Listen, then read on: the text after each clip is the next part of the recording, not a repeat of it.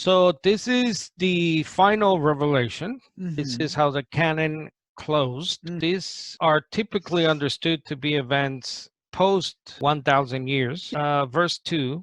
Mm. So the tree of life is replanted, if you will. Yes, yes, And then it says the leaves of the tree are for healing the nations. yes, And then later, verses 14 and 15, blessed are those who wash their robes so that mm. they may have the right to the tree of life and may enter the city by the gates. Outside Mm-hmm. are the dogs, sorcerers. So Mm-hmm. how should we understand that in light of, in Revelation 19 and 20, you have the destruction of all evil, the destruction of death itself and the grave itself, so Yes, symbolizing no more death. So yes. how should we understand this? Well, this is an interesting question. You could have different views. My sense is that you may have some restoration and healing continuing, even in that post-millennial time. That's what it says. You don't have healing for nations if the nations don't need to be healed. So presumably then, the restoration process is still ongoing there.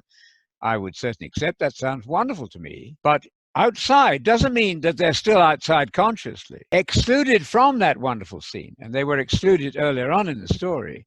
So we must relax a little bit, not read the Bible in our rather wooden Western way, but try to take a deep breath and read it more broadly. So outside would mean excluded from this wonderful scene are all the wicked people who were destroyed in the lake of fire, which was burning from the moment Jesus came back, by the way. The lake of fire started at the point where Jesus returned, and the beast and the false prophet and Satan were thrown alive into that lake of fire. Later on, it speaks of where the beast and the false prophet had been cast, not still are there.